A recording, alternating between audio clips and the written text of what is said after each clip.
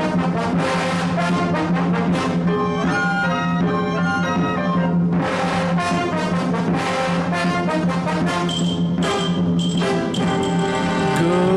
evening, sweet world, and welcome to the No Dunks podcast presented by FanDuel. It's Tuesday night, June 30th, 2026. I'm J.E. Skeets here in the Classic Factory, and alongside me, as always, Tass Mellis. People love Canada, hey?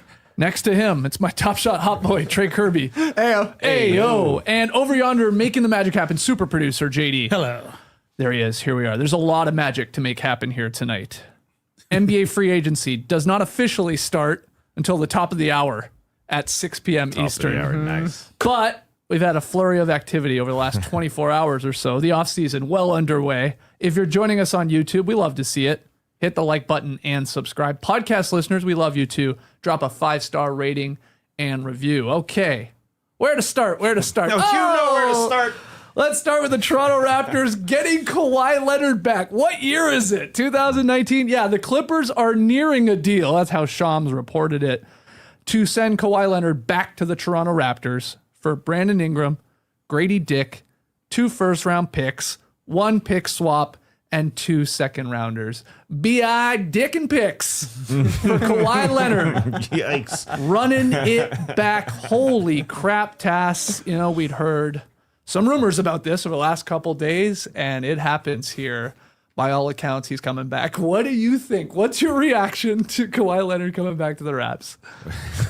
When you say B.I. Dick and picks, I really think that Kawhi Leonard was traded for the picks, the 2 first-round picks, because they've got to be extremely happy that they didn't have to give up R.J. Barrett or somebody that's going to be part of the rotation. Because Brandon Ingram wasn't playable in the postseason, kind of fell apart in the postseason, played it off the floor. They're kind of better without him. Grady Dick wasn't really part of the rotation. Kawhi Leonard said, all right, this Clippers thing ain't working. I'm out of here.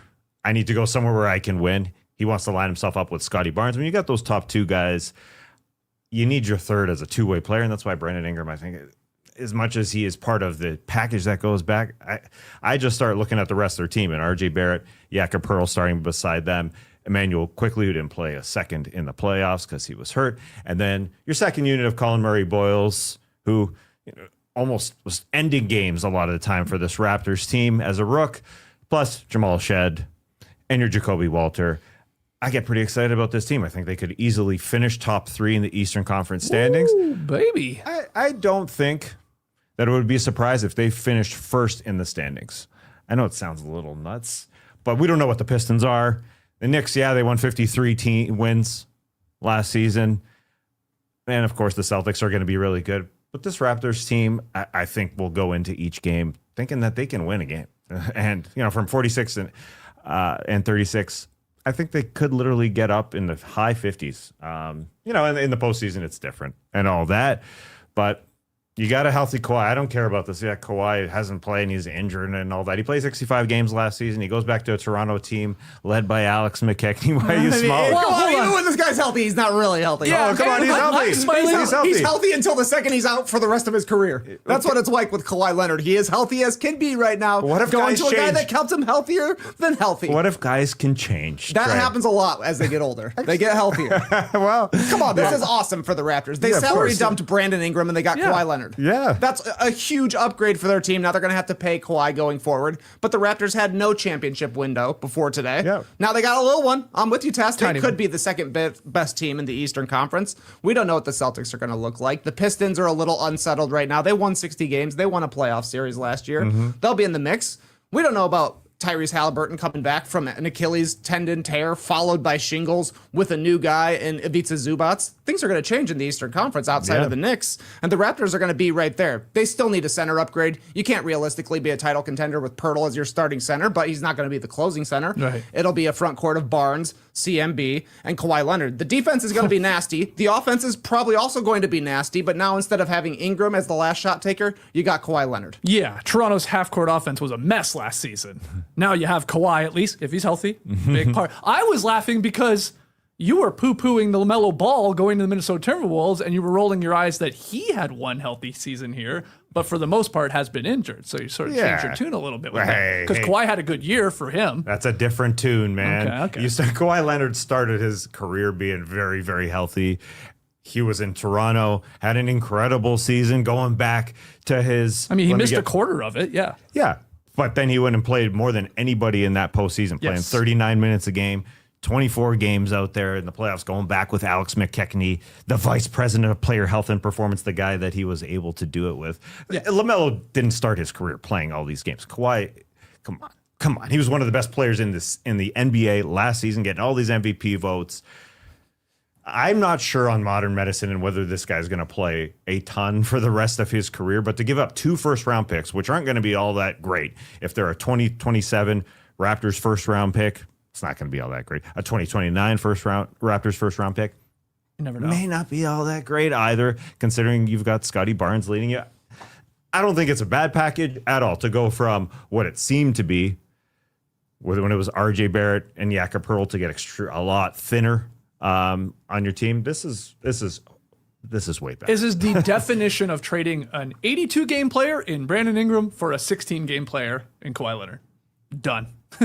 And it took him some draft capital, and who knows how great these will be, especially with new draft lottery reform and all that. And maybe he's injured, and suddenly this blows up in our face. Swap in there, but Bobby Webster's been searching for a big name for a while here. He's been linked in every trade rumor with a big name coming up. You know, the Giannis's and LaMelo even he was linked to, and maybe there was some Jaylen Brown whispers. He ultimately decides on Kawhi, and Kawhi played a part in this trade because it sounds like he's like, I'm willing to sign an extension with the Toronto Raptors. That's a huge part of this. It doesn't sound like he was willing to do that with a lot of other teams, is what the reporting is saying. For sure. Like, I want to go back there. He said the investigation can't get me in Canada. That's right. I'm safe up there. Yeah, well, that's a whole other part of this damn thing. Yes. Would you guys feel the same way if this wasn't a franchise hero coming back and getting paid 2 years, $125 million at 36 and 37? I have reservations about this. Like, he's not Kawhi in his prime, as great as he was last year, and he was. He was an All-NBA player, second-team All-NBA. He was still incredible. 7th in MVP voting. I would have loved to take another pick off the board here. You know, like, I thought maybe it'd be less draft capital going back to the Clippers than ultimately what it was, because it seemed like Kawhi was almost playing his hand, like, I only want to go there. You don't want to give me the contract extension. Yeah, trade, answer your question, like, it plays a part, no doubt.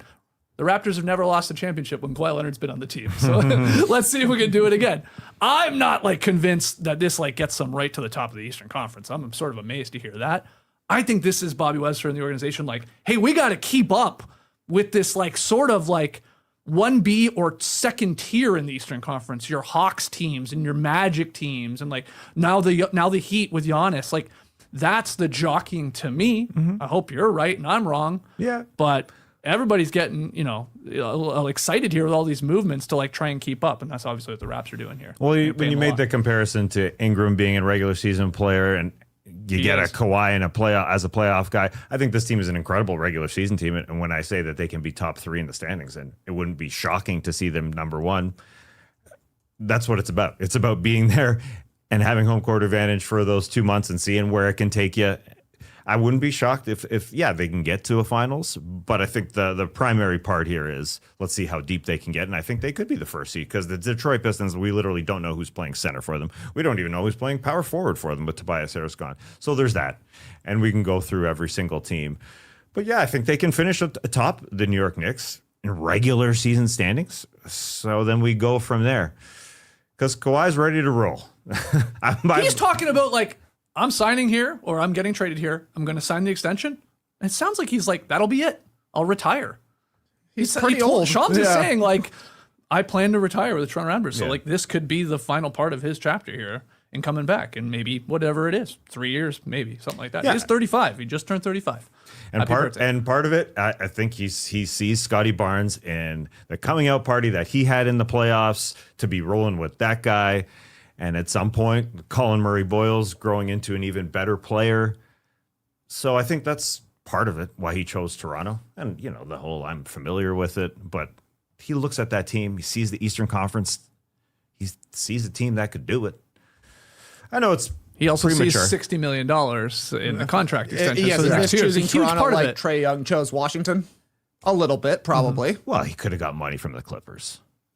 Obviously just not. money, They wanted to money-wise. trade him. They didn't offer him stuff. Well, for the draft picks, I mean, he requested to get the heck out of there. because they there wouldn't was the sign, they lack wouldn't of pay a him. Payment, yeah. Well, I don't know. I don't know what all the details are. Well, and that's whether the reporting is saying that they were not going to sign him. And that was a big part of him, obviously, like, okay, well, get me out of here then, and I'll go there.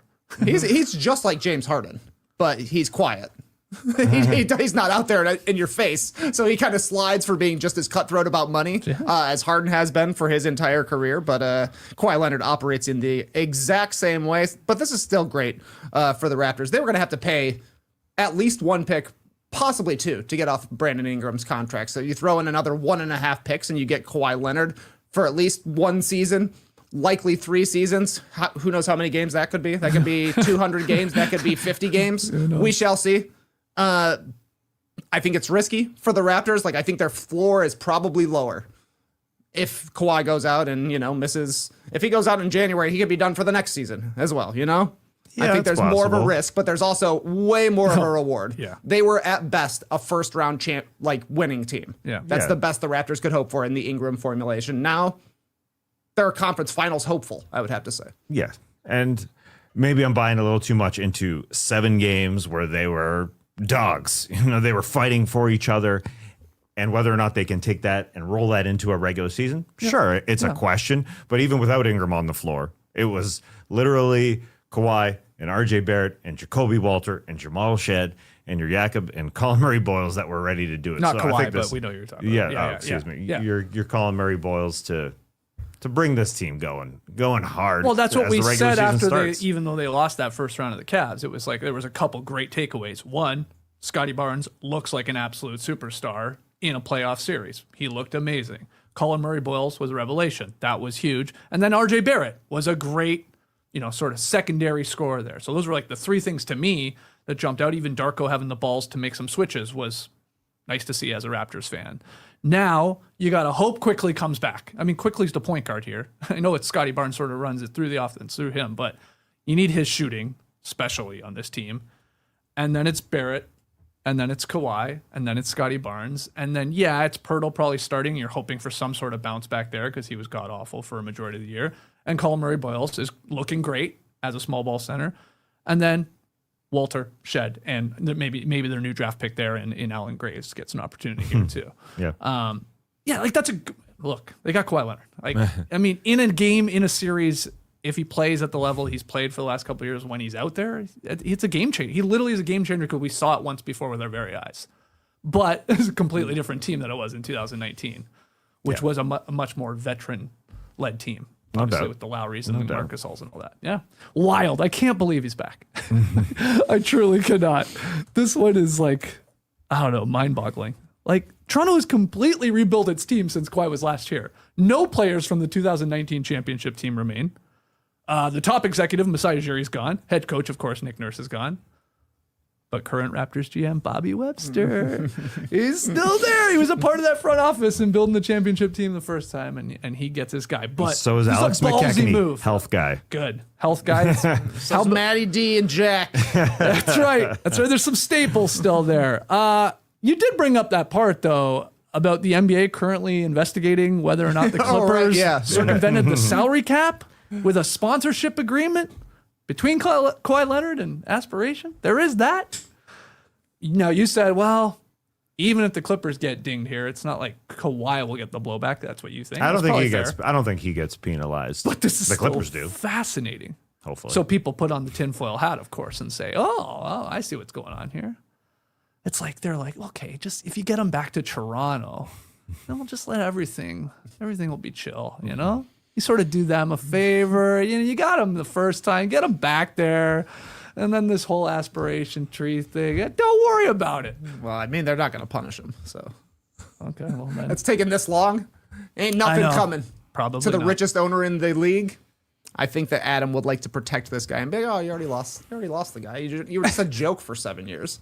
Literally, the Clippers were a joke for the entirety of Kawhi Leonard's tenure there. A lot of the times where he's never playing, they were the reason we had the player participation policy. Then they had the aspiration scandal. Then there was the toilets in the Intuit Dome. Like, it's just been jokes about the Clippers, and it was maybe their most successful era that they've had. So this is pretty weird. And I think actually they're doing a decent job of starting an actual rebuild here. With the Harden move at the trade deadline, bringing in Darius Garland, they shipped out Zubats. The coin flip worked out for them. They got the number 5 pick. They got Keaton Wagler. Now they got a couple of picks and swaps in the future, which is good because they don't control their 27, 28, or 29 first-round picks, but at least they got something coming in. Apparently, they're targeting Peyton Watson.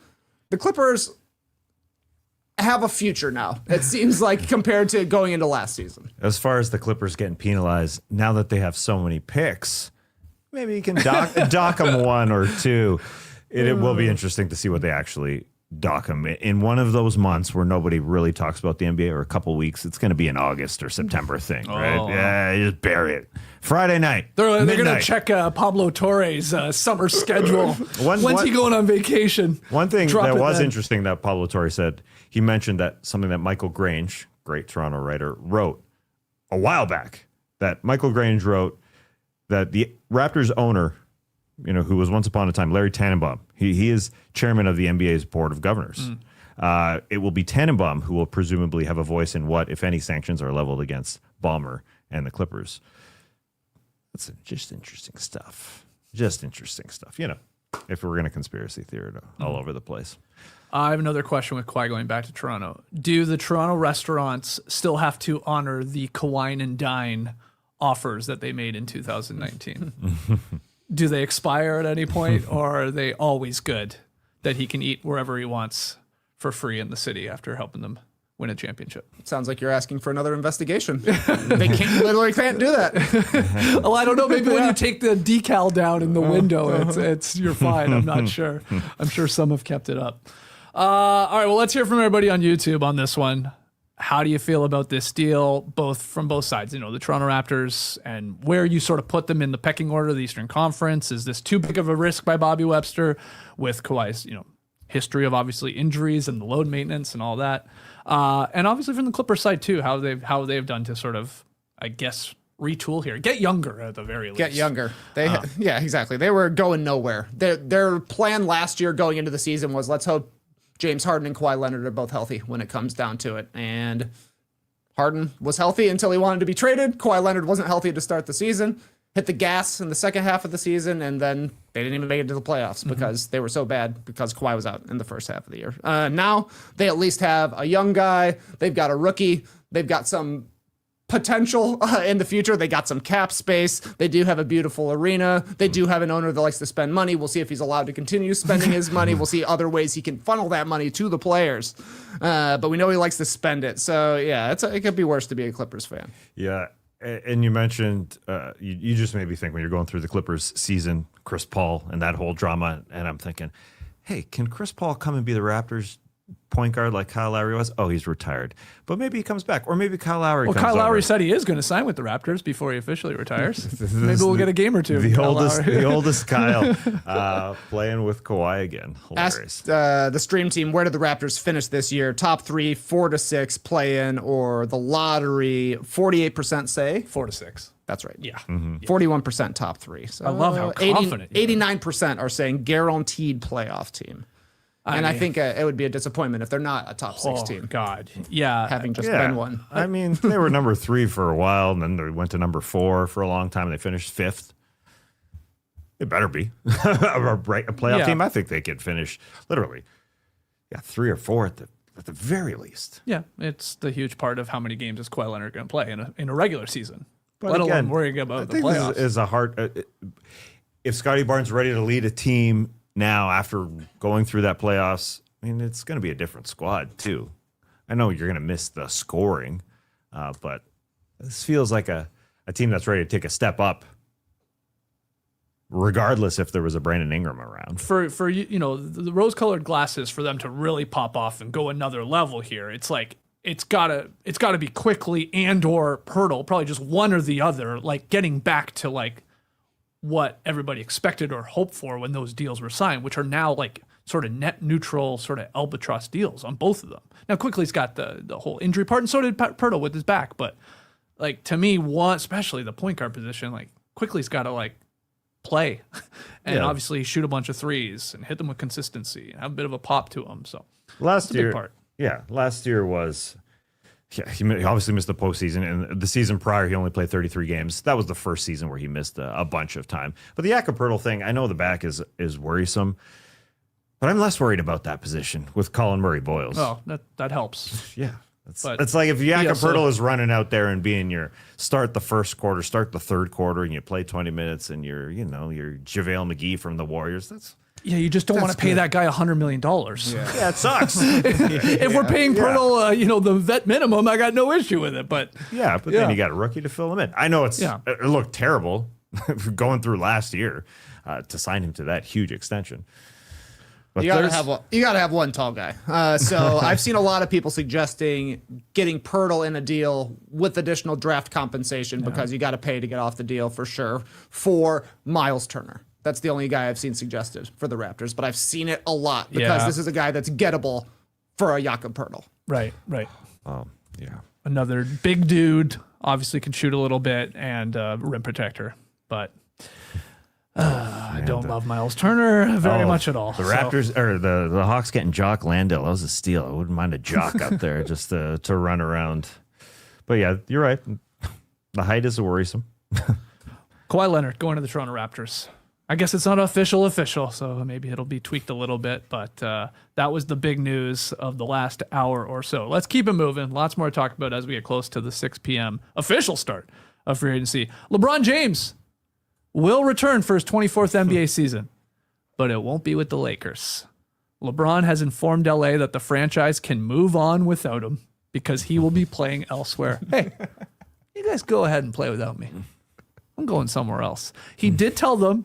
Now, this is all like Shams reporting. It's basically Rich Paul sending a text to Shams saying, hey, tweet this. LeBron told the Lakers before the start of free agency tonight, out of courtesy and appreciation for their run together, and to allow LA to conduct its off-season business. So, LeBron James, I'll start with you on this one, TK. He's going to another team. Now, we don't know where he's going. In fact, Dave McMenamin is saying that LeBron has told Rich Paul, you go canvass the league. See who's interested in me. Come back to me with a list, and we'll go from there.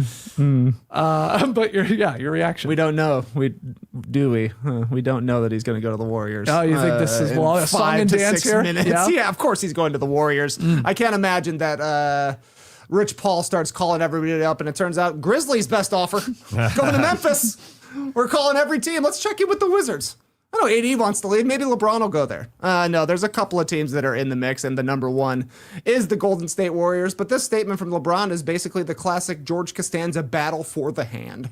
Before the Lakers can say we're out on LeBron, LeBron is saying, I'm out on the Lakers, but I'm going away. Yeah. I'm going to play with my good friend Steph Curry, my good friend Draymond Green, and maybe my good friend Anthony Davis. Oh, yeah. The Warriors don't want to do it.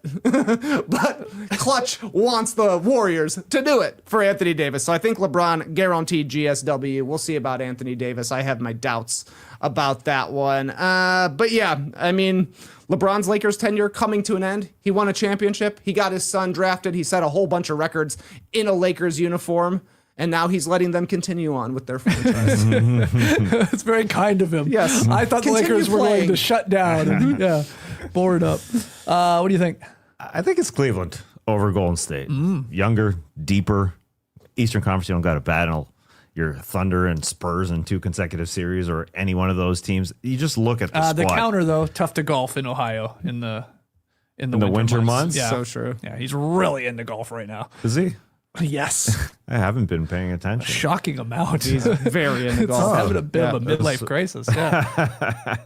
I mean, you just drive a couple hours. You're in Georgia. You're good. And the counter is like, well, you're on the road for half the season anyway. Yeah. You just do all your golfing when you're on the road trip. So okay, so you think Cleveland? You think more Warriors? I think it makes more sense. I mean, the lineups with him there, if he's going to go sign the non-taxpayer mid-level exception, it's Donovan Mitchell, James Harden, LeBron, Evan Mobley, and Jared Allen as your starting lineup. Bench is Schroeder, Strus, Sam Merrill, Jalen Tyson, Thomas Bryant. You got a Craig Porter Jr. and Tyrese Proctor behind you. Well, with the Warriors, I mean, it's risky time. It's Steph and Podziemski, LeBron, Draymond, and Anthony Davis. Let's say he's there to make this team even better. Right. And then it's Guy Santos, Yaxel Lendenberg, Wilt Richard, and Porzingis and Horford. I don't get that. Why? It's an interesting lineup to go give Porzingis $40 million. A guy who's not necessarily going to be able to play. You want to question Kawhi? That's a way bigger question to me. Kristaps Porzingis and old Al Horford. I mean, that Warriors team is so much older, less deep, in a tougher conference. I don't get it. But it's fun as hell, isn't it? Yeah, This is literally like, let these guys have fun together. Yeah, that's what it feels What it is. yeah. Well, it's either I want to have fun or I want to win my fifth. And I think you're more likely with the Cavs, considering it's the East. Yeah. I think I would maybe agree with that, but I don't think he cares about that part anymore. No. I think if he was final year. This if is he was final really year. trying to win a fifth championship, he would not pick the Warriors or the Cavs. He would Spurs. yes. Yeah. He would be honestly the ideal fit for the San Antonio Spurs. They need a 4 with size. They need a guy who's reliable in clutch time. They need a guy with a big time brain. How about LeBron James? Yeah. If he wanted to win a championship, he could go there. He could go play with Anthony Edwards and LaMelo Ball in Minnesota if he wanted. The Warriors are not a championship destination if he goes there. The Warriors themselves has said such a thing. Like Draymond and Steph are all about making it enjoyable the last few years they play and leaving it in a good spot for the next generation of Warriors to come behind them. So I think this fits in with that, getting the most famous player in the game to go next to the other most famous player in the game and Steph Curry, get you enough talking points of, ooh, they could beat anybody in a playoff series. And we would all believe it. They could win any single playoff series. Could they win 4 in a row? Sure. No way. No chance that happens. But it would be fun to watch, and there would be 60 games on national TV. That's probably an understatement. Yeah. And if he comes out and says, this is the swan song, this is the retirement tour, that's a part of it as well. Yeah, but the retirement tour has to be part of the legacy, part of the story you write for LeBron. And I don't think it's, I'm going to San Antonio at the end of it. I don't think he wants his book to say that as the final chapter. I think Cleveland is means much more, not only to him, but just to the story. Wouldn't it seem cheap if he goes... You want to bookend it like that, Wouldn't it seem... No, it would just seem poo-pooey if he goes to the Spurs. Or, Yeah, but he's not going to the Spurs. Yeah. He's no, going to I the know, Warriors. but I understand he's going to Golden State, but it's not as... If again, I guess he doesn't... If he's going to Golden State, he doesn't care about the fifth. Mm-hmm. It's just not as fun. It's not as fun I think, as for his story. In his eyes, what's going to ever top 2016? Yeah. The first Cavs title in a 3-1 comeback after returning? How about 5? Wow. You know what's cooler than 4 championships? Yeah. 5. Yeah, it's a 5th ring. You get 2 with Cleveland. You get 2 with Miami and 1 with the Lakers. It's a better story. The guy cares about his story. He cares about his legacy. He cares about how it all ends. Oh, the Golden State one's weird. So the LeBron James Lakers tenure ends at 8 seasons. The longest he played in one spot consecutively there. 2020 NBA Championship, Finals MVP. 2023 NBA Cup. Yep. Don't forget that. 8 All-Star selections in the purple and gold. 7 All-NBA selections. He missed out this year with only 60 games played. He also broke the all-time NBA scoring record, and he became the first player in NBA history to share the court with his son. And I bring that up because an underrated part of all this is Bronny James' contract with the Lakers became fully guaranteed for $2.3 million yesterday. Well, that's interesting timing, isn't it? The next day you say, all right, I'm out of here, but we'll make sure that my son gets the fully guaranteed deal. So, yeah, pretty impressive. People say, like, that's a Hall of Fame career just with the Lakers. Like, take away everything else. Would that be enough? I mean, I just gave you a lot of accolades and a championship. Probably. Damn close, if not. Yeah, no doubt. So you think maybe Cavs, though. You think Warriors. Yeah. Now, you think this is going to happen. Well, it's after 6 o'clock now. You don't think they're going to drag this out? That whole McMenamin? I could see that. Yeah. I mean, LeBron drags everything out for the most part. But they've had 1 minute to negotiate, so I wouldn't be surprised if they come to a deal here. Okay. Yeah, We shall see. Yeah. Though there is reporting now that it's dying on the vine, the dream of AD and LeBron. Yeah, The Wizards want to keep AD, but will they pay him? Will Right. they pay him a max contract? Please don't do it. And of course, Jimmy Butler would have to go to the Wizards to get AD. Yes. Like, there's just no way around that. It Yep. would have to be him. But a lot of things have to happen. So included in all of this, as we talk about LeBron, where do you want to see him go? What would be your ideal landing spot for him? Is it Golden State? Is it Cleveland? Miami is the other one. Yeah, those seem to be like the 3. I don't know. biggest storylines where he could land. But you tell us. Draymond Green declined his player option with the Warriors. It's sort of like got everyone going, whoa, what's going on here? That may be a little shocking. Are the Warriors hoping to make some moves? He's talked about it on his podcast, I believe, since. Kristaps Porzingis, as Tass said, agreed to a 2-year, $40 million extension with the Warriors. And then Al Horford, we knew that a couple days ago, also sticking around there. So that's the Warriors, and we can get into the Lakers side of things, which I want to do, because now, of course, this is the Luka Doncic era. But yeah, anything else on the Warriors and the Draymond Green and Porzingis and Horford of it all? Well, I think this is Draymond Green not taking the player option is basically him saying to LeBron, we will make every compromise for you. Let me take a step back. We will pay everybody else. I think it's just a memo. It's a memo to Rich Paul, a memo to LeBron, and it's also a memo to Anthony Davis. Hey, do whatever you need. Well, look at me. Look at me. I'm taking less money. We'll do anything in Golden State.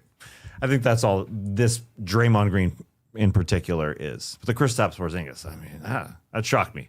You go get Big Al, and then you decide to give 40 to Kristaps. That was surprising to me, and that's why I was kind of leaning. If you're paying all these guys, maybe you're not paying LeBron and Anthony Davis, but TBD. I think this is just Draymond Green saying, it'll be great to see you here in Golden State one day, LeBron. Imagine the podcasting we could do together. yeah. Oh my God. These guys are best buddies. They're Draymond like, and LeBron. in podcasting, when you do it on Zoom, it's different than doing it in person. So true. So he's like, imagine we could be together. It'd be great. What do you think? Yeah, Tass is right. This is Draymond basically being Tom Brady saying, I'm going to take less so that we can make our team better. That means adding LeBron. That means adding Al Horford, Kristaps Porzingis. They're like, okay, look, all of our centers can only play 60 games a season, but if we got enough of them, maybe it lines up perfectly that there's 82 games of big man play around. And when you think about it as $25 million combined for Kristaps and Al Horford, that's like center money. So split between two guys, and you hope that they both make it through the season. Horford, I thought, had a down year for the most part. Had some decent moments at the end. Porzingis just literally could not play. He's probably the biggest dice roll in the NBA. Will he show up on the injury report from night to night? But he's a productive player when he's out there. That doesn't seem like a thing that's going to change immediately to me, but he's the young guy on this team at 30 years old. And at this point, it's kind of like, can we find a taker for Moses Moody? Can we use one of our future first-round draft picks to get off of his contract this year, since he's dealing with rehab from a knee injury? And if that's the case, then they can get LeBron in on whatever they're calling it, the mid-level exception or whatever, $15 million-ish, the tiny contract that LeBron's going to sign. So, yeah, the Warriors are going to be like a fun tribute act, Like, I love going and see Dead and Company at the Sphere. It's not seeing the Grateful Dead. Right. This ain't seeing LeBron and Steph in 2012. This ain't seeing LeBron and Steph in 2016, but you're seeing them in 2026, 2027. It's still exciting. Do you have a favorite for a potential name for this super old Warrior squad? If it is Steph, LeBron, Draymond Green, maybe Anthony Davis, people are saying the Expendables. Golden State Warriors. I do like Golden State Warriors. The Golden State Girls. Straight up golden years. The Unction made me laugh. Any others or any favorites of that bunch? You liked Golden State Warriors? Just keep it simple sometimes. Golden State Warriors is very funny. That's the pejorative name, but the complimentary name, and the name they should call themselves if it does come to fruition, the Golden Generation. Since Steph and LeBron went and won the 2024 gold together. Okay. Nice. Yeah. I can't help but like the Golden State Warriors. You can also come out to old songs during intros, and make it a whole thing. You give the love to older songs that they deserve. By older I mean, 2002. Oh, not super old songs that these guys love. Have the come out party. Come out every single night to whatever song you want. Steph. Bring them out. The Lakers. DeAndre Ayton picked up his Lakers option. Marcus Smart opted out. So after you subtract LeBron's cap hold, opt in DeAndre Ayton, remove Marcus Smart, and you leave holds for like Jackson Hayes and Austin Reeves, of course, and adding one more roster hold for the minimum, the Lakers are going to have about $50 to $51 million in cap room here that they could split amongst players. So like they're one of the rare teams with potentially, or it looks like, a lot of cap room here. So the Lakers, with LeBron leaving here, TK, Luka era officially started. You know, they obviously played a little bit together, but this seems like a part of the equation here. Like, again, I think some people are wondering how much was this like really LeBron saying, I'm leaving. Yes. And instead the Lakers allowing him the optics of that. And really they were ready to move on and like, let's get really started officially here with how we're building this team around him. But your thoughts? Ramona Shelburne did report today that Luka was shown like a 2026 projection by the Lakers front office, and it did not include LeBron James for 2026. So the writing was on the wall both ways, and the Lakers in the Rob Pelinka era have been a really good team at superstar relations, right? They gave Kobe the gigantic contract at the end of his career when he was past his prime, but they wanted him to retire a Laker. That paid us off in the future by LeBron wanting to become a Laker. And now if they let him go out saying, I'm the one who's leaving, that also looks good. And it keeps everybody copacetic for a weird changing of the torch that nobody expected to happen. Luka Doncic wasn't ever supposed to be a Laker, but suddenly he is. And now we're trying to figure things out on the fly. And that's what would have me frustrated if I'm a Lakers fan. They knew this was going to be a huge summer for them after the Luka trade. And now if LeBron leaves, potentially Marcus Smart is leaving as well. There have been reporting that Rui Hachimura wouldn't be coming back. It's like, what are you doing? Right. What are the Lakers doing? They're just seeing people leave without any sort of way to acquire talent. They had to pay Austin Reeves. He's Luka's guy. They need a second star outside of Luka Doncic, but the cupboard's pretty bare for this Lakers team outside of the top two. They might be hoping that they can get a big guy, literally a big guy in restricted free agency, be it Walker Kessler or Jalen Duren, which we can get into. Maybe that is a part of the plan, but restricted free agency, obviously tough. Teams can match and stuff like that. What do you think of the Lakers here? I think they're definitely focused on the guys you just mentioned. In Jalen Duren to be a huge center, or Walker Kessler to start for DeAndre Ayton, who's only making $8 million with this player option. That's backup money. So ideally that they have somebody starting in front of them. Great for Marcus Smart to say, hey, I don't want my player option. A year after he took this contract, which was preceded by 2 seasons, he played 54 games total. So great for him to go get another contract. People questioned whether he was done or not. So yes, it's what are you doing, Lakers, after Austin Reeves joins Luka Doncic in the backcourt with a very, very big contract? So it all depends what they do afterwards. I thought maybe you would have seen Skeet's Draymond Green talking about Austin Reeves on his podcast. He basically said, that's a lot of money. You got to be ready to come in and perform in April and May and June, every single postseason now. Now, a lot of that is who's around him. And that's what a Luka Doncic team is. Who's playing the 3-4-5 to, do the fighting and scrapping alongside you to be a really good team. So we'll see what they can build. Well, that's the question, is because I'm with you. They should be chasing after both of the restricted free agents. Yeah. And by all accounts, they're going to. They're going to get in the mix for Duren. They're going to get in the mix for Walker Kessler. If I was picking the two of them, I guess Duren would probably be most likely to be maxed. He's got more of an offensive ceiling. We saw how the playoffs went, but I think, the Lakers, they don't have a lot of choices out there. Now, both of these guys are restricted free agents. I think both of their teams would match a reasonable deal. And that takes time. That's like 4 days that if the Lakers make the offer sheet is signed by Kessler or by Jalen Duren, that's 4 days when the Lakers can't do anything with any of their cap space. Then they see all of these free agents, a bad crop of free agents that we've talked about here, not the most exciting time to have cap space. See all these guys get signed, and then they lose out on the guy they actually offered money to. That's even worse. So they're kind of in a tough spot where it's hard for them to even chase after the two guys that they need the most. Yeah. And then you could see them going to get all Luka's teammates from before, like a Daniel Gafford or some big to help them out. It's true. We'll see what they can do with the Rui signing, if they can basically, run a lot of the team back. But I wonder what the Jalen Duren move is here. Is it a negotiation tactic for the Pistons to basically be dealing with the Lakers and the Kings, who don't have the room to sign him to a contract? It would probably have to be a sign and trade to get somebody back to Detroit. So this could all just be a negotiation tactic for Jalen Duren, because in the Lakers situation, it's 4 years, $177 million as a max for Jalen Duren. Yeah, unless I'm mistaken, but that's the most money he can make outside of Detroit. Well, Right. in Detroit, he can make a monster deal, 5 years, 287, which they're not offering anything close to. Right. So is this just, hey, give me some more? Like, is he even going to sign a restricted free agent offer, or is he going back to Detroit? Because Detroit is super thin now after trading Isaiah Stewart.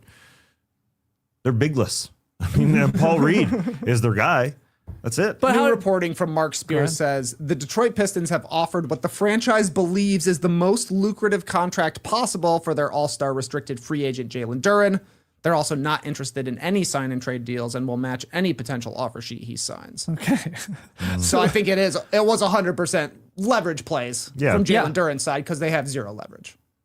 Yeah. Like he's got Jalen Duren's gonna be a Piston next year. Yeah. Yeah. The Pistons need him, and it could easily be Walker Kessler. Yeah. Because the Kessler more gettable. I would agree. because are the Jazz matching a big contract to Walker right. Kessler? I doubt it. With the bigs that they have now, and Jaren Jackson Jr. and Lowry, I think they may not match. I will say I'm with you. I think Jalen Duren ultimately stays with Detroit here and whatever number they agree on. Like, but I sort of like respect them for like not just giving them what the max right away, especially after what we saw. Like, that's just been malpractice for your organization, because then it's like you're suddenly all your money is in the two guys in Cade, obviously well worth it, and then Jalen Duren, who does not appear to be that super max type player. No. So you got to bring it down, man. Okay, go do what you got to do in restricted free agency. Yeah, you talk the big game of the sign and trade, but we want you. We do want you. We just want to be able to put a better team around you and see you grow into obviously your huge payday. So like, I guess I'm getting at what good job by the agents and Jalen Duren for trying to sort of slow play this a little bit. But I love that the Pistons didn't just like, oh, let's freak out and automatically just give him whatever he wants. Like, they're trying to negotiate in good faith, I think, here. So we'll see what the number ends up. The Pistons are. Yeah. I think the Pistons are trying to get a good deal.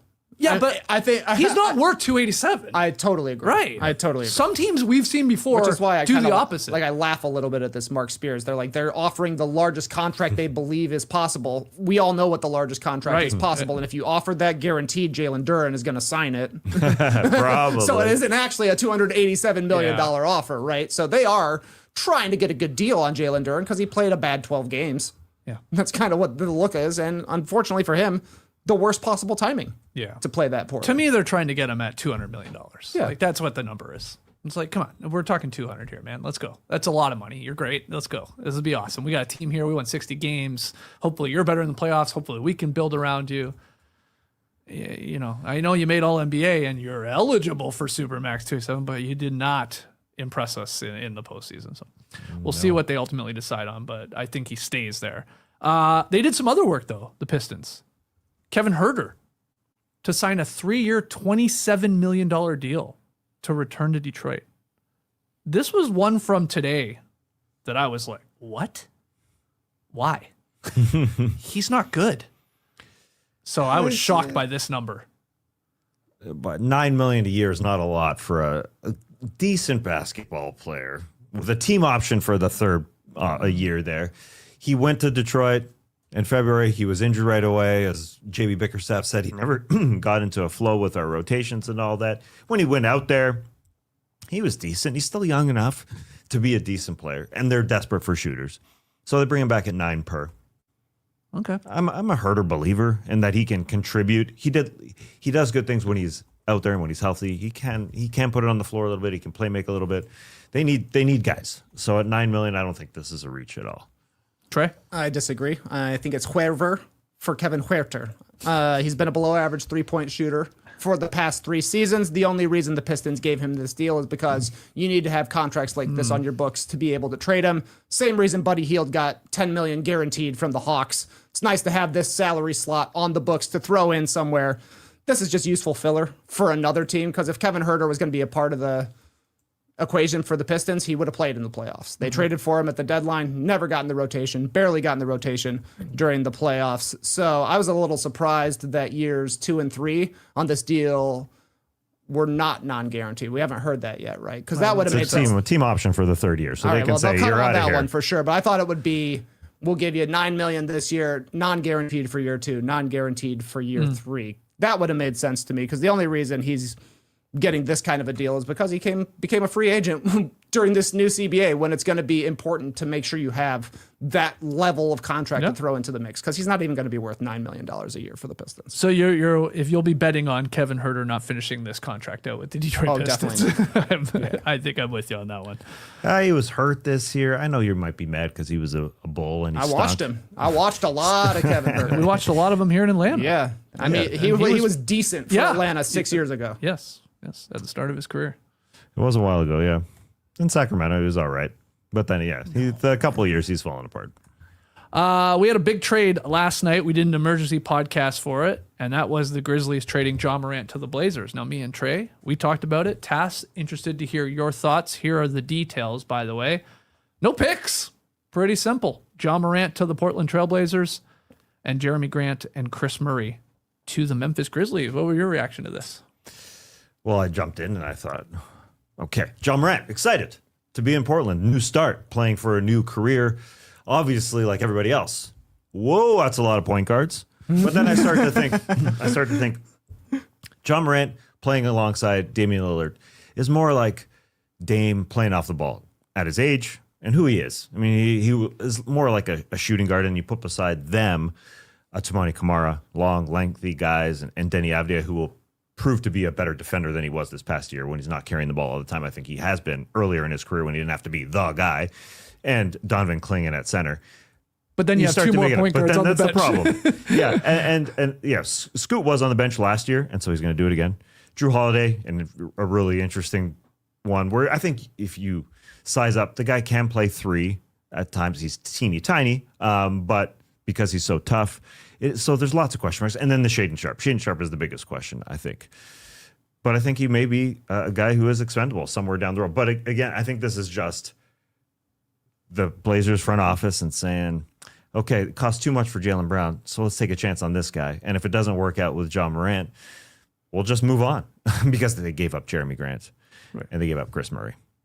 So that's where they are. And we'll see what Ja Morant can do in a new environment, if he can be a team guy, because he was more of a guy, even though he didn't like it under Tuamasi Salo in Memphis, where he wasn't the point guard handling the ball all the time. So he's used to that, and he's playing for his NBA career in a way. I mean, his reputation with 2 years guaranteed left. Anything else to add from last night's emergency podcast? No, I'm with you. I think it's just a great dice roll for the Blazers to basically upgrade the volatility of Jeremy Grant's contract, which you are already regretting. It's a bottom 5 contract in the league, as is this Ja Morant one, but the Ja one, you have more confidence that it could be above water, unlike the Jeremy Grant one, which is probably going to stay underwater since he doesn't bring anything else of value besides kind of corner three-point shooting at this point in his career. I don't know if Ja's ever going to get back to the level of player we saw early in Memphis, but there have been flashes during his little 5-game runs here and there where he still looks like he can at least be an effective player. I think this is just a good talent play for the Blazers, who are not a place that signs big-time free agents. Like, they have to be smart with their drafting, they have to be smart with their free agent signings, they have to be smart with their trades. So getting a buy low guy like Ja Morant, I think, is great. I think they will then just have to figure out what to do with all of the duplication up and down the roster, because there's like 6 guys who could be starting 2 spots here for the Blazers. They're going to have to balance the roster some way, somehow. They did bring back Robert Williams, kind of not surprising to me. The young Hansen pick is just very strange if they're going to keep him. If they're going to keep Williams, they're going to keep Clingan. What's the point of drafting Hansen? I guess maybe that's why the guy that drafted him is working for a different team at this point. But I don't know. They need some size in the in-between. They got a lot of guards. They got a couple of big guys. They need some 3s and 4s and a little bit of depth. But I like it for Portland, and I assume it's not the only move we're going to see from them this week. Yeah, Time Lord Robert Williams III agreeing to a 3-year, $44 million contract, guaranteed as well to the Blazers. So that's they're hoping that they do have their centers unless there's a big move. And I want to get your opinions on the Jaylen Brown of it all. But yeah, right now Clingan, Time Lord, and then I guess Hansen a little bit there as your center rotation. But do you think this is more or less likely now that a Jaylen Brown to Portland trade happens? What's your take on that? I think it's less likely now. Okay. I think Tom Dundon likes deals, and the Jaylen Brown deal was a tough one that I'm sure Brad Stevens was asking for. He's asking for a lot. And so they made a different direction. But you didn't give up any picks to get Ja Morant. So Yeah. You So still have the full cupboard of picks. You do. If that's a huge part in the Jalen Brown of it all. No doubt. Obviously, now you have a guard or two that's expendable. Probably have to be a Sharp, a Scoot, maybe Kamara. I think the Klingon's the hold up. But Klingon's the hold up. They could, of course, probably get him. But maybe they don't want him now. And they're like, let's just try this crazier lineup we got here. We got all these point guards, some very talented offensive ones. We think we got enough defense in Kamara and Klingon around them to sort of hold up. We got a new coach. Let's give this a go. That could be the play. Yeah. Good for Robert Williams to get 3 years guaranteed after last year. He hasn't played a lot, but good for him. No, he's always banged up. But yeah, last year was a decent year. Well, we got our first Shams bomb of the official free agency. Okay, here we go. I don't even know what it is, so here we go. Get ready. You're both sitting down. This is good. Free agent forward Ousmane Dieng has agreed to a 3-year, $17.5 million gotta be the deal Bucks. to return to the Bucks. There we go. Okay. Okay. The Dieng stakes has come to a close. Wow. 23 minutes past the hour. Okay, so that's the first one. That's since, the first. Since 6 p.m. here Eastern. Oh, exciting stuff. That, of course, was a Michael Tellem deal. Oh, Yeah, I'm happy for Marius Tellem. Rutkauskas helped out. But Just getting in. Tell him, Michael. That's a good name, man. Soldier boy Michael Tellem. Congratulations to Ousmane. You moved up from the B block to the A block, buddy. Good timing. Yeah, way to slip it in there. All right, let's take a quick break here, and we'll see if another Shams bomb drops, and then we'll get into a bunch of the other transactions that have been reported over the last little bit. The biggest stage in world soccer is here, and every goal changes everything. Isn't that right, Erling Haaland? Oh, wow. Anybody see that game winner today? I did. I didn't watch a lot of the game, but I saw the game winner. Looked like he mishit it, didn't he? Yeah. But luckily it was a wide open net. And one. And now FanDuel is giving you a reason to root for every single goal. Introducing Every Goal Pays. Bet on a match and get bonus bets for every goal scored in that match. That's right. More goals means more bonus bets. And all you have to do is turn on your token. Visit FanDuel.com to get started now. Let there be goals on FanDuel. Let there be goals. Turn on your token. Indeed. You know what Turn I've been it looking on. at? I've been looking at recently. Cosm, Oh, Atlanta. yeah, baby. Yeah, Canada's playing on the weekend. Going to be playing Morocco. Looking at tickets to go watch it on that crazy dome screen. Oh. It's funny. I didn't realize there's like levels to this Cosm. Yeah. There's the dome, the expensive tickets, let's be honest. You get a table and all that. And then there's like the hall. And then there's general hall? admission. Yeah, I don't know what the hall even is. I guess just more cool screens, but not the dome screen. I don't know. A little confusing. But the tickets are significantly cheaper. So anyway, you guys want to go to the Cosm with me this weekend? I do want to go to the Cosm. July 4th, cool. celebrate July 4th by watching Canada play I got Morocco. No plans, bro. I got Oh, no okay. Well, plans, we're going no to the Cosm, family. buddy. That's a good day. Just a man who's doing stuff. How was Jackass, by the way? Hilarious. Yeah, it's just hilarious. Hilarious. Yeah.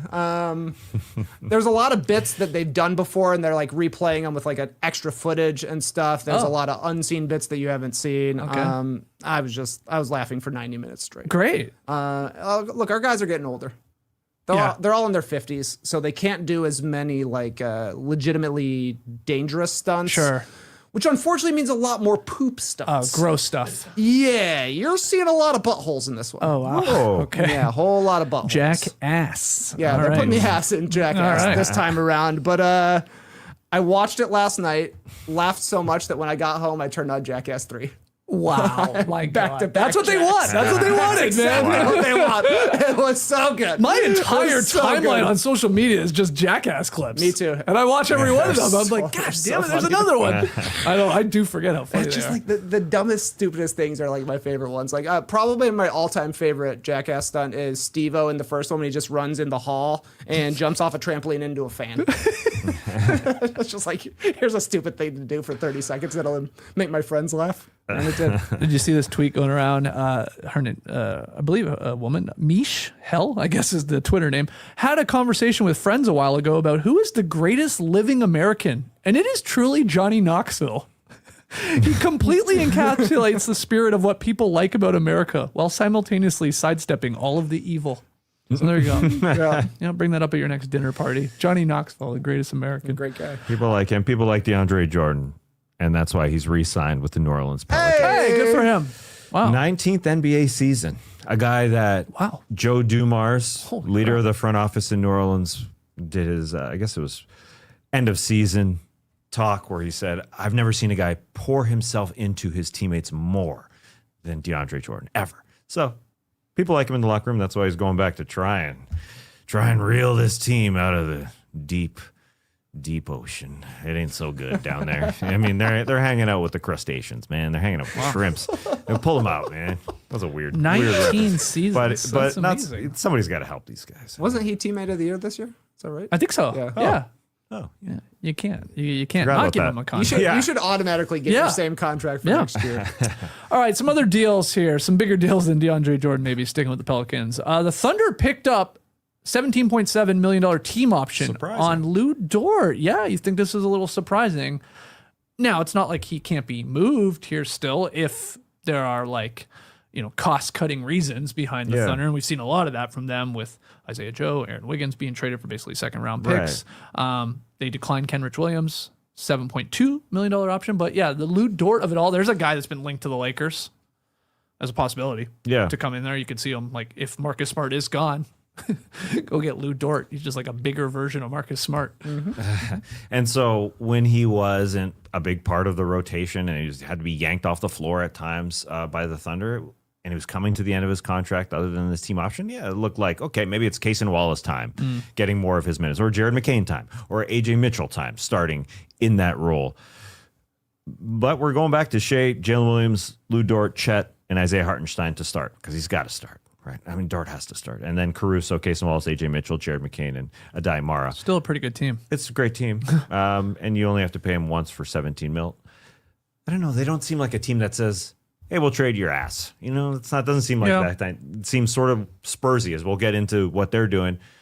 Running it back, primarily, other than, as you said, the Kenrich Williams, Isaiah Joe, the guys who weren't really part of the rotation, along with Aaron Wiggins. So a little surprising. Lu Dort is still one of the best on-ball defenders in the league, and people get frustrated with him because he's quite physical. I get that, but his shooting did sort of plummet there, right, in the postseason. In these last couple of playoff runs, the three ball not dropping for Lu Dort, and sometimes gets played off the floor. But over the seasons, he shot it pretty well. It's like 38% from three over 3 seasons in the regular season. But in the playoffs, again, those numbers dip. So I don't know. I wonder if just they talk to Shea about something like this. He's like, I want him. I want my Canadian guy next to me here, and they're going to be playing in some Canadian games. You see this here? No. Yeah, up in Canada. Hamilton. Maybe. Toronto might be in Toronto. I don't know. Anyway, Lu Dort. I saw Dylan Brooks has a haircut, and maybe Shea Gilgeous-Alexander. I see a lot of people speculating that Shea is bald. I don't know. Okay. Maybe that's the way that the angle's hitting his hair. I don't know. It's very weird to me. But these must be World Cup qualifying games. Yeah. Oh, okay. So. Yeah. Okay. That makes they got to do it. You see Jokic doing it too for Serbia. Yeah, he looks good. He looks very slender, I thought, Nikola Jokic. But this is kind of interesting, I thought, from the Thunder. But I guess what it really comes down to is they didn't want to let Dort leave for nothing. I still don't think it's a guarantee that he's on the team at the start of training camp, because the moves the Thunder have been making this offseason so far lend you to believe that the main objective is staying underneath the second apron. Yeah. That's why the Aaron Wiggins trade happened. That's why the Isaiah Joe trade happened. That's why they're declining the team option on Kenrich Williams. They got to be very careful with the edges of the roster. So when you consider that Caruso has passed Dort in the pecking order for the Thunder, Cason Wallace is a restricted free agent. Curious to see how they handle that with him. Will some team that has cap space, there's not a whole bunch of them, make a big offer to him? I don't know. It doesn't make sense to me that the Nets would be that interested in him. I can see him actually working with the Lakers, but guess what? Their 2 highest paid players both play with the ball in their hands, and he's a guard, so I don't necessarily know how that's going to work, but I can see Dort sticking with the Thunder. I could see him trading him in the next 6 hours to some team that's more interested in him, and they get a little bit of salary cap relief and just kind of move off of Dort into the Caruso and Wallace era of things. Or I can see Dort playing out this season with the Thunder and then taking a deal to stick around and be the new Kenrich Williams, the guy who's been there forever. They discovered him. He played on a cheapskate deal for a couple of years. They paid him this huge deal that he's coming off now. Maybe he signs somewhere in between and just continues to stay with the only franchise he's ever known. I could see that being the case for Lu Dort, because to me, he's like fringe starter for this team right now. And if he ends up being a bench guy rather than a starter, 17 mil is probably too much for a team that's getting expensive. Yeah. Options is basically what you're getting at here from Sam Presti and OKC when it comes to Lu Dort. But some people were shocked that they did pick up the option there, the $17.7 million, at least for this final year. Yeah, and looking at the stats, the grid, the ledger, the spreadsheet, it looks like they're about $6+ million over the second apron for now. So I don't know if it just means trading, Nikola Topic or Sorber gets them really close. I don't know if that gets them below the line. If I'm doing my Hollinger's maths. done the math, and it's quite a detailed breakdown. They can do it, of course, and if they want to get under that second apron. But now you got a Bennett Sturtz. You're probably got to trade, either a first round pick or say bye to Lu Dort eventually, because as I said, they're going to pay Case and Wallace at some point, right? They're going to extend him at some point. I think this is his final year under guaranteed money. And those guys, your AJ Mitchell's under an incredible deal. Like those guys might be that new starter at some point, along with Jared McCain. so that's one team that was in the Final Four, at least so far, bringing back one of their guys. Spurs are doing the same as well. Obviously took down the Thunder in the Western Conference Finals, went to the finals. They're bringing back Julian Champagnie, 3 years, $45 million, and Harrison Barnes, the vet there, 1 year, $8 million. So those two right now coming back. Tass, your thoughts. This is the Spurs saying, we don't need Kawhi. Let's run it back. I think that's what this all means. I think this is the locker room, the roster that they want, led by Wemby, to do it again. I think that's all this means. If you're bringing back Harrison Barnes and you're bringing back Julian Champagnie, who is an undersized 4, it's what you're saying, I think, to me, that they're not even going out to seek somebody else at the 4. They just want to do it again. We led for much of the finals. We can do this. Simple as that. Yeah, he's 25 years old and he shot almost 40% from 3 in the playoffs, and he is small. And I think a little bit of his defensive limitations kind of showed in the playoffs. He became the one guy you could pick on the Spurs. Yeah. That's just how it's going to be. But at 25 years old, to get a guy that shoots that well, it's definitely worth $15 million. That's very, very cheap for a starting wing. And from his perspective, he might be the biggest winner of the offseason. He has a $3 million option for this year that the Spurs are saying, nope, turning it into $15 million per year. That's a 5X. And I don't think anybody else is going to be able to 5X their value from one option to the next. I was looking at Reeves. Now it's like 3. There's some guys that are 4, but ain't nobody 5Xing except for Julian Champagnie. Hey, pop the champagne. Look, he broke the franchise record for threes in the regular season. Very, very good. In fact, when Mitch Johnson put him into the starting lineup around February, that, ironically, replacing Harrison Barnes, if I remember correctly, that's when the Spurs went on a tear and became like that juggernaut the second half of the season and then into the postseason. Though this was a wild stat from Jared Weiss. The Spurs played 11 postseason games with clutch situations, and Devin Vassell was the only Spurs player to hit 2 clutch threes over the entire postseason. So Champagnie, one of those guys, had looks in clutch situations, couldn't knock down shots. He wasn't alone. It felt like everybody else, even including Devin Vassell at a couple, that was sort of a plague of the entire team in these clutch games. They always had a lead, and then it would come back and get close. Someone's going to have to step up and hit these big, big shots in all these tight games. But a great contract. Well-deserved. Sort of funny that this guy was, he made his way to the Spurs because he was cut by the 76ers because they wanted Mac McClung on the roster for the dunk contest. That's right. So we saw Mac McClung in a Sixers jersey in that dunk contest. He won it. For 3 of the 4 dunks, because then he put on a Gate City jersey. That's right. So he did win it. That's true. He did win it. It is true. Yep. Yeah, and then Daryl Morey got fired. I mean, way later, but this was one of the moves that you can criticize Daryl Morey for. New deal alert. New deal alert. All right. Shams Charania, a free agent sharpshooter Tim Hardaway Jr. has agreed to a deal with the Miami Heat? That's right. All right. 1 year, $6.5 million deal. That's a Bartlestein joint. Oh, give it up for Bartlestein. Mark one down for Bartlestein. Nice. What kind of X is that for Tim Hardaway? I know it's not quite 5X because it's only $6.5 million, but a pay raise. What did he make it out of last? It feels like Really? Wasn't it a minimum? Or unless I'm mistaken, but the Miami Heat need shooters, and we'll get to Andrew Wiggins in a second. Yeah. But this guy could start at times for this Miami Heat team. You know you're starting Davion Mitchell, Andrew Wiggins, Giannis, and Bam. It's that other sort of wing connector guy that's a question mark, whether it's Pelle Larsson last year, decent connector, or if they're going to go sign Norman Powell, who's most likely a bench player at this point of his career. As good as he was good there. But they needed guys. I mean, their bench is Drew Smith, whether it's Pelle Larsson, Nikola Jovic, who struggled last year, Simone Fontecchio, Bobby Portis, and a Myron.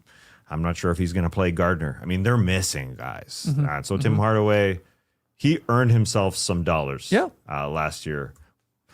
He was awesome. He was really, really, that was the best year of his career, I think, with the Denver Nuggets last year. He played really well. Let's continue talking about the Miami Heat here, JD, if you can follow along. We'll jump ahead and come back to a couple of those other transactions. But yeah, Andrew Wiggins opted in, and he's staying with the Miami Heat on a 3-year, $64 million deal. So he exercised his $30.2 million player option for next season, and then secured a 2-year, $34 million extension to top off that 26-27 salary. So those 2 extra years can't officially be added until his contract on like July 6th or something like that. But this was interesting, TK. It's not what we sort of thought. We thought he would do the smoothing of a deal here, where maybe even get to 64, but it's smoothed out over the 3 years. So you're looking at the 2021 per annual salary. But instead, he goes for the payday up front. Yep. And then maybe we'll help them later.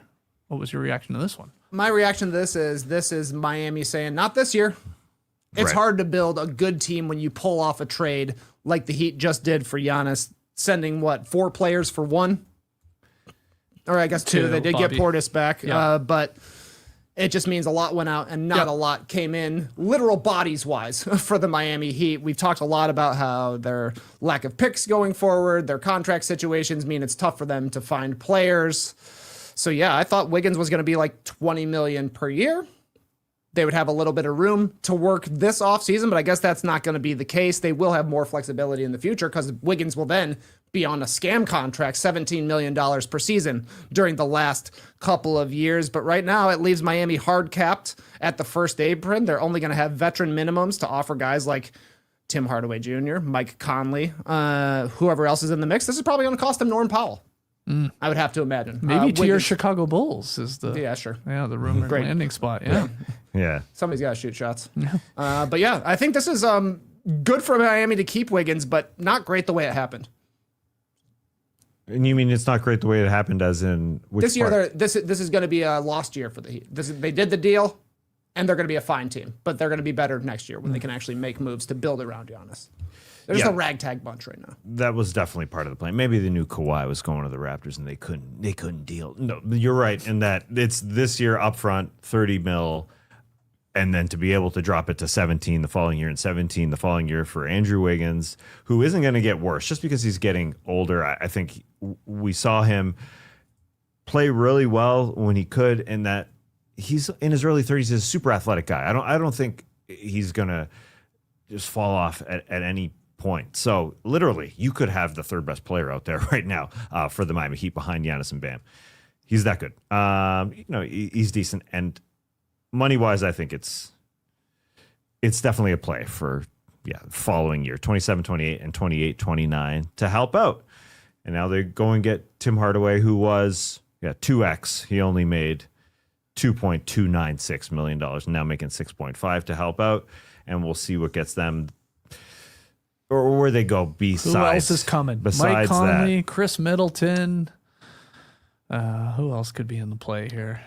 Who's going to join the squad here? Who's Very, old? very cheap. Who's Who is and old? cheap? Who's an old cheap oh yeah, free and they agent? got Simone Fontecchio. Fontecchio signed a 1-year deal. They He's returning shouldn't. it. They shouldn't get the Beal. There's some Oh, Beal. he's going to be a Heat. Oh, yeah, that sounds like it the will. guy he declined his own player option this coming year because he thinks he's going to get paid again.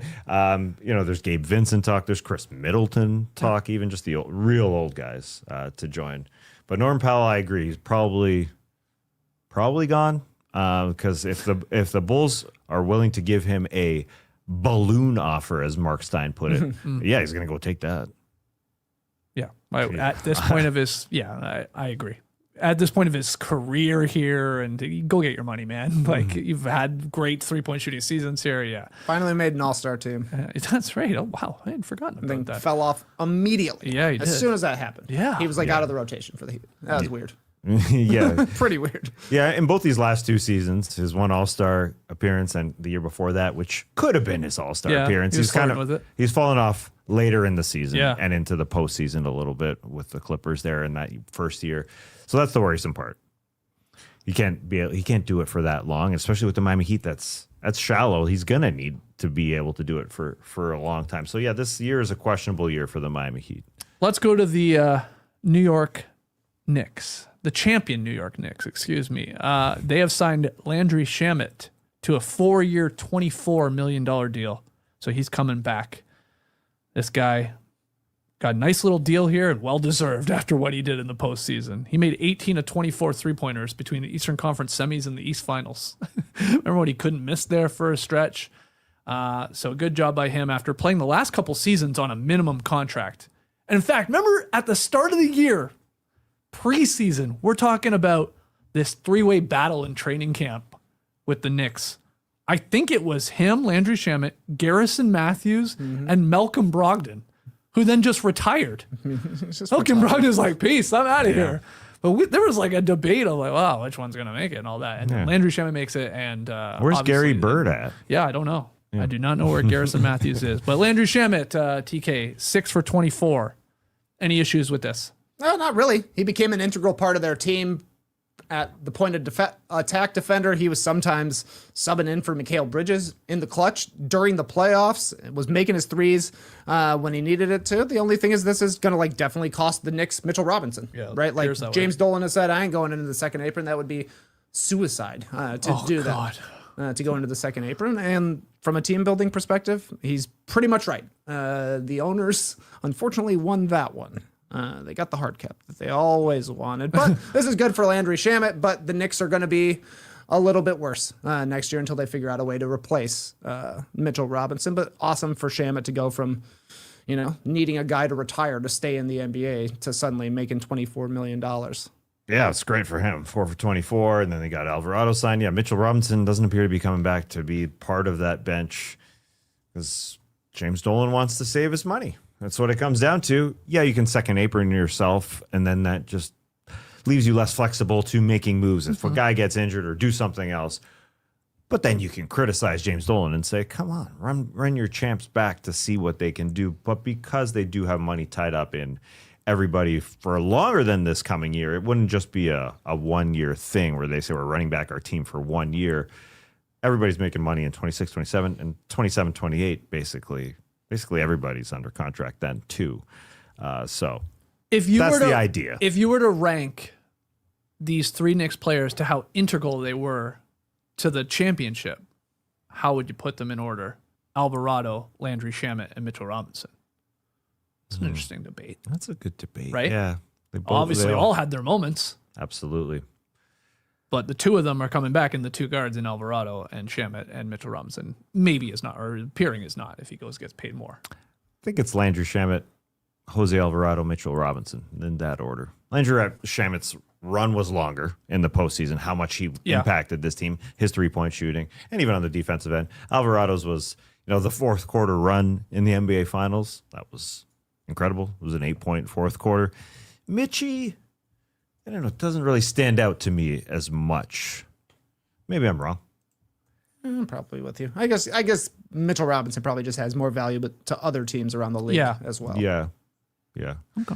I mean, if the biggest thing you got to do is replace your backup center, you're in a good spot as the defending champions. Yeah, I guess it's internally it'll be Mo Diawara, I guess, as we saw last year. Yeah, what's going on? Huck Porty, what was the news on him? I don't know. He's not signed. Yeah, they declined his option. Yeah, okay. Is that what it was? Yeah. Something like that. Because people thought, well, if Mitch Robinson's gone, that's okay. They'll, come to a deal with Ariel Huck Porty and he'll be just the backup center. He had a good few minutes out there in the NBA Finals when he was needed. A bunch of other minor moves.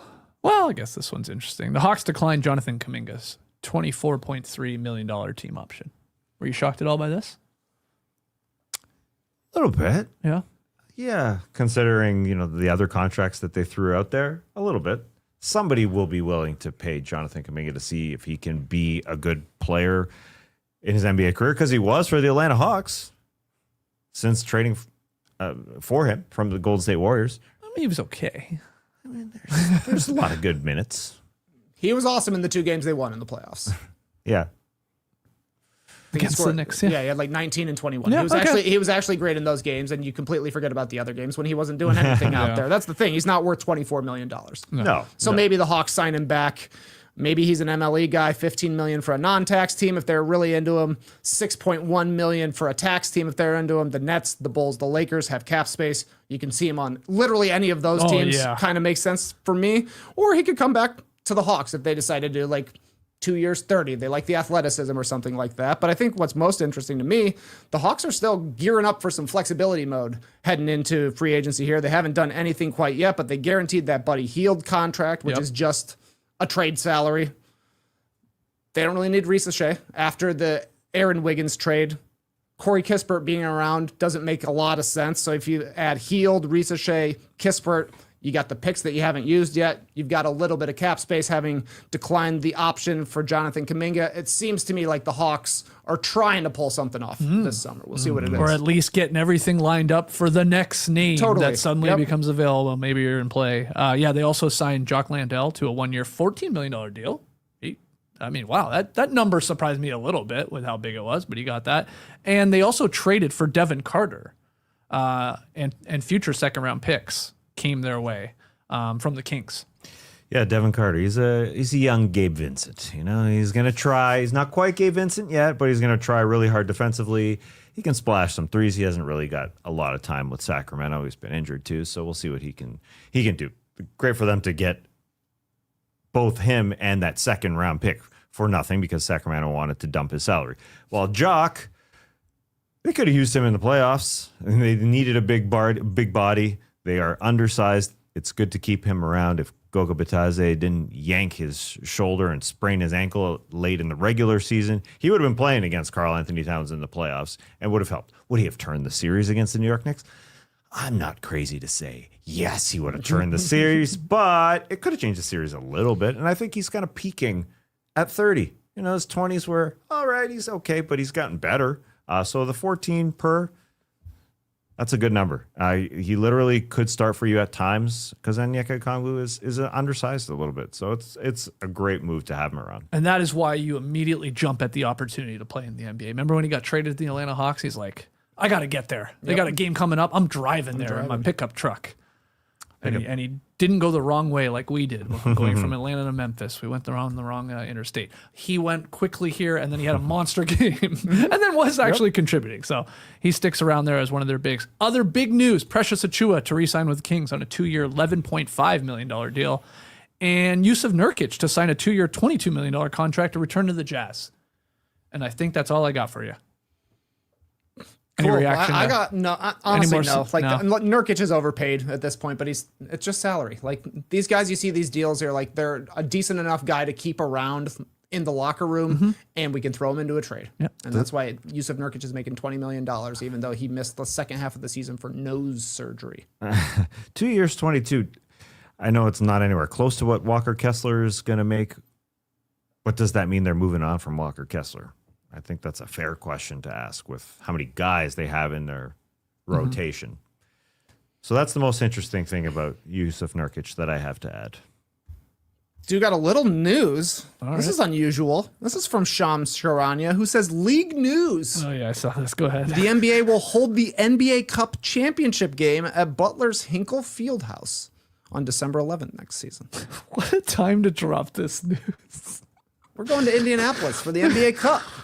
This is fascinating why he decided to tweet this now. I don't know why. It makes me laugh. Literally, he's like, there's nothing else going on. Yeah, he's like, everything's already happened. Everybody's negotiating All the big right trades, now. everybody's Drop negotiating. The Cup news. Okay, we had heard rumors of this, that the NBA Cup championship game was not going to be in Vegas, and that, there was whispers of like famous sites, college stadiums or arenas for neutral sites. So. Yeah. You do it once there, you do it in another college That's famous. Another Move time. it around. Yeah, I think so. Okay. So yeah, Vegas wasn't doing it. We were there. Oh yeah.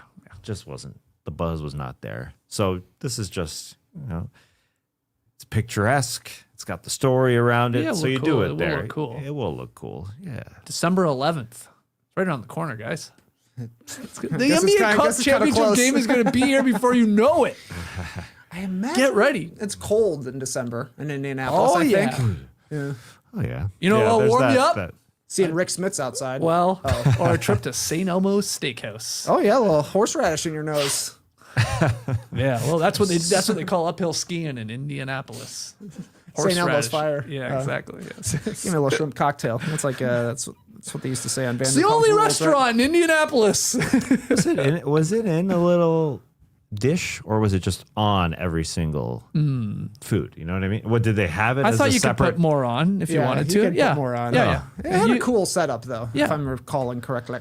The restaurant, just in general. No, the specifically the shrimp cocktail. Oh yeah. The restaurant, Yeah. we're making fun of it, but it's an awesome restaurant. Oh, yeah. We just like joking that it's the only restaurant in Indianapolis because it's Yeah, the see, only there you place go. that anyone seems to go. World that's famous cool. shrimp cocktail. Yeah.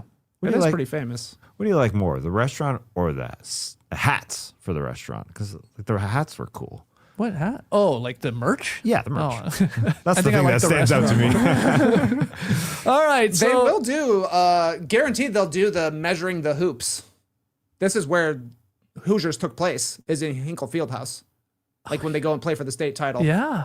They'll Yeah. measure the hoops. They will absolutely do that. Who will they get to be the coach? R.I.P. Gene Hackman. Yeah. Who's a good old man I know. I'm actor? JD, right now? come on. This is your Like wheelhouse. Paul Giamatti? I can't imagine him as a basketball coach. Harrison Ford. I don't hate it. I don't hate Paul Giamatti either, actually, now that I think about it. Is he that old? He's not Gene Hackman. He's probably older than Gene Hackman was when he was in Yeah. Yeah. Hoosiers, but All right, we'll think on that one. Old man actors. Just All right. Google that real Well, quick. the slop is dried up. I mean, we got a lot It's of really stuff dry in right here, now. though, guys. Kawhi Leonard is going back to the Toronto Raptors. That's crazy. Obviously, Ja Morant to the Portland Trailblazers. Days ago, Giannis to the Miami Heat. So those are LaMelo Ball to the Minnesota Timberwolves. Dear Lord, I almost forgot about that one. So those are the four big moves. The Jaylen Brown of it all, we still wait and see. Is that relationship salvageable, or is there a big deal that's going to happen? What are you pumping your fist for over there? You're going to want to hear this. Okay. According to Michael Scotto, the Chicago Bulls will fully guarantee the $2.41 million salary of Leonard Miller. That's my guy. Let's go. They just won free agency. On Friday's Drop Podcast, we're starting with the Chicago Bulls. All right. Leonard Miller. That's big. Come on, man. He's That's solid. big. Well worth it. 12 starts last year. I know. How about that? Thanks, Michael Scotto. Yeah, thank you, Scotto, for the slappo. All right, so let's call it there. Why not, right? Hour and a half. If something big happens tonight, we'll do an emergency podcast, either still here from the Classic Factory or maybe in the yard. Plan is to be here tomorrow morning, though, so we'll do more of a roundup, maybe more thoughts. You know, some of this was just happening, mere hours ago, and you're like, whoa, okay. LeBron's leaving. Whoa, Kawhi's going to Toronto. Whoa, Usman Jang's going back to the Bucks. Whoa. Can you believe it? So that's the plan. Hit the like button, subscribe, 5-star ratings and reviews. Hopefully we did a good enough job sort of lining everything up that's happened so far in this free agency period where it's like there's no point waiting till 6 anymore.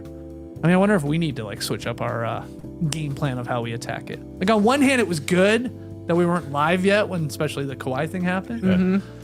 But then you start to wonder is the move just like wait around, big news drops, pop on, then pop off? More like an 8 o'clock start than a 6 o'clock start. Oh, yeah. You know, I don't know. I don't know. Maybe teams are getting better at tampering.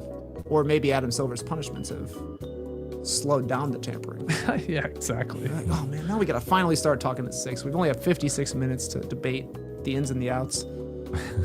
Yeah, I'm not sure. I'm not sure what's going on anymore here. But anyway, we got a lot of news in there. And let's hear your favorite from the bunch and where you think LeBron's going, all that fun. So we'll be back tomorrow morning at 10 a.m. Eastern. Bones Highland, minimum contract with the team. Okay, see, we're at the Bones Highland. We're at the part of Bones night. time. Yeah. I mean, what could possibly happen tonight? Free agent wing Kelly Oubre Jr. plans to meet with the 76ers, Pacers, Blazers, and Lakers, among others. Okay, I got him going to the Pacers. Kelly? Yeah. Kelly Dwyer covering Kelly Oubre. Be nice. 2 Kellys in Indianapolis. I mean, the big one, Peyton Watson's kind of a big one. Waiting for that one. Okay. Well, I'm waiting for the Jalen Brown trade. Okay. Maybe to Denver. Maybe To so. the Denver Nuggets. Maybe, I mean, still possible. The Portland Trailblazers, still possible. That's a part we didn't talk about. I think losing Tim Hardaway Jr. kind of bad for the Nuggets. Yeah, I wonder They don't have a lot to replace him with, and he was actually pretty solid for them last It year. was really good. They may go. It's a reach, but try and get Bogdanovich to revitalize himself. You know, he's buddies with Jokic. This is a Serbian brother. You know, he's a little older. Yeah, He hasn't yeah. been himself. No. That's I the saw a kid walking around Atlanta with a Bogdanovich jersey on yesterday. I was like, Hawks jersey? Hawks one? Hawks Nice. one. Yeah. I was like, wow, I don't see that often. No. Respect. He's available. Ball knower. So any big predictions here then tonight, or till we get back here on tomorrow morning? We'll have a trade to talk about tomorrow morning. Okay. Okay. We're going to trade tonight. I mean, I jokingly threw this on social media, but I guess somewhere inside me, I semi-believe it. Cavaliers are going to get Jalen Brown. So they're going to make a huge move. Evan Mobley for Jalen Brown. Then LeBron comes. And then, as I said, Thomas Bryant can like try and post up all he wants, and LeBron just looks him off all season long. Running gag. Running gag. Yeah. Is that the number one moment of LeBron's career in Los Angeles? Passing Kareem Abdul-Jabbar? I would say the title, but Lakers have won a lot of titles. yeah, it was a bubble title at that. I mean, it makes it unique, I guess. That was a big moment. I mean, playing with the sun was a moment. Big moment. It was a moment. Which remember there was like, when's it gonna happen? It happened immediately. Of course. Hanging with Jeannie Buss on the sideline. Oh, first things first. Happy Women's Day moment. That's a good one. Yeah. What else? Is there 8 years, man? That's it. Okay. I think we're tapped. I mean, it's got to be more. You know who I would love Bronny. to get on record right now and ask, hey, I'd love your thoughts on the Kawhi Leonard being traded from LA to the Toronto Raptors. Clipper bro. You heard it here first. Have a great time. Turn up. Love you guys. Awesome. What does he think? He thinks. Thanks for joining us, and remember, I can't do it. I can't do That it. was your Kawhi laugh. Wow. We're gonna I can't. it's like Sideshow Bob or somehow. Krusty, I guess. Yeah. Who can do a good Kawhi? Pull it out. I gotta hear it. It's not that. One of both of those. No, that's not it. Isn't it more That's like not bad, yeah. It's more like that, I thought. Yeah, it's more like that. I agree. All right, we'll see you tomorrow morning. Brace the day, people.